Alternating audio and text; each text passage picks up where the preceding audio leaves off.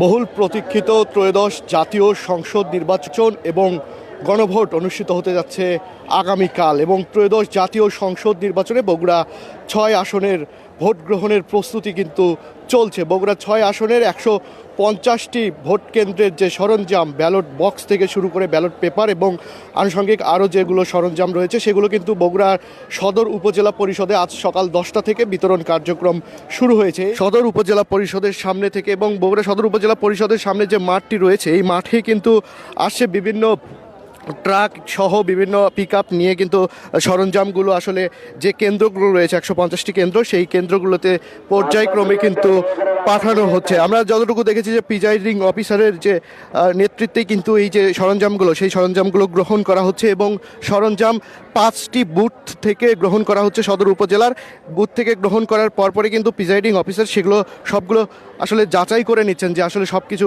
ঠিকঠাক আছে কিনা, ব্যালট পেপার কম বেশি কিংবা অন্য কোনো সমস্যা আছে কিনা সেগুলো কিন্তু এখানেই তারা চেক করে নিচ্ছেন এবং কোনো সমস্যা থাকলে সেগুলো আবারও তারা ঠিকঠাক করে নিয়ে কিন্তু আবার তাদের যে গাড়ি অথবা পিকআপ ট্রাক সেগুলো থেকে উঠে কিন্তু সেই সরঞ্জামগুলো আসলে এখান থেকে নিয়ে যাওয়া হচ্ছে। দর্শক, আপনাদেরকে যেমনটি জানাচ্ছিলাম যে বগুড়া ৬ আসনের মোট ভোটার কিন্তু ৪,৫০,৩০৭ জন, পুরুষ ভোটার রয়েছে ২,১৯,৯২৩ জন, মহিলা ভোটার ২,৩০,৩৭৪ জন, এর মধ্যে কিন্তু হিজড়া ভোটার রয়েছে 10 জন। আমরা একটু কথা বলতে চাই বগুড়ার করতোয়া মাল্টিমিডিয়া স্কুল অ্যান্ড কলেজের ভোট কেন্দ্রের যে প্রিজাইডিং অফিসার রয়েছে তার সাথে একটু আমরা কথা বলে আপনাদেরকে জানাতে চাই এখন পর্যন্ত আপনারা কি কি সরঞ্জাম সংগ্রহ করলেন এবং এগুলো কখন নিয়ে যাবেন।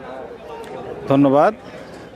আমরা 14 নম্বর কেন্দ্র অর্থাৎ করতোয়া মাল্টিমিডিয়া স্কুলের প্রিসাইডিং অফিসারের দায়িত্বে আমি আছি। তো আমি এবং আমার টিমমেট যারা আছি আমরা সবাই আসছি। তো এবার যেটা নির্বাচনী ম্যাটেরিয়ালগুলো বিতরণের সিস্টেমটা গতানুগতিকভাবে যেরকমভাবে করে আসতেছে তার থেকে এবার অনেকটা সুশৃঙ্খল এবং সহজ করা হয়েছে। তো আমরা আমাদের এই যে ট্রাকের মধ্যে আমাদের নির্বাচনী সরঞ্জামাদি তুলে নিয়েছি। এখন আমরা কেন্দ্রের দিকে রওনা দেব ইনশাল্লাহ। ভোটের পরিবেশ কেমন দেখছেন? ভোটের পরিবেশ, আমরা তো কেন্দ্রে 2 দিন যাবৎ যাতায়াত করছি বা আমাদের কেন্দ্রের সাজানো গোছানোর কাজগুলো করে ফেললাম। তো একদিক থেকে আমাদের যে কেন্দ্রটা করতোয়া মাল্টিমিডিয়া স্কুল একটা ওয়েল অর্গানাইজড সেন্টার, নিরাপত্তা বলেন, পুরুষ না মহিলার বুথগুলোর যে সুযোগ সুবিধা এটাও চমৎকার। আর বাহ্যিকভাবে পরিবেশ মনে হচ্ছে ভালো, ইনশাল্লাহ খুব সুষ্ঠুভাবে ভোট হবে। আজকে কি কি সরঞ্জাম সংগ্রহ করেছেন, আর কিছু বাকি আছে? না, আমাদের প্রয়োজনীয় যেগুলো ব্যালট পেপার, গণভোট এবং ত্রয়োদশ নির্বাচনের যে ব্যালট পেপার বক্স এবং স্টেশনারির যে সামগ্রী সব কিছুই আর কি আমাদেরকে বুঝে দেওয়া হয়েছে। আমরা সব কিছুই একসাথেই নিয়ে যাচ্ছি। ধন্যবাদ আপনাকে।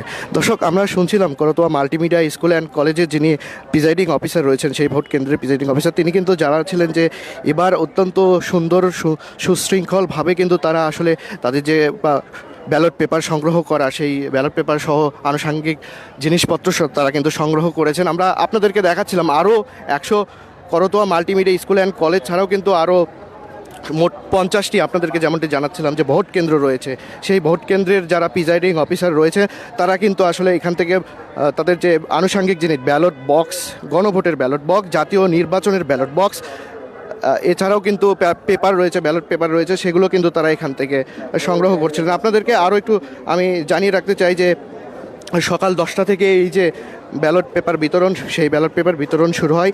5টি বুথে এই বিতরণ কার্যক্রম চলছে ভিতরে এবং মোট 13 জন করে আনসার পাঠানো হচ্ছে একটি ভোট কেন্দ্রে।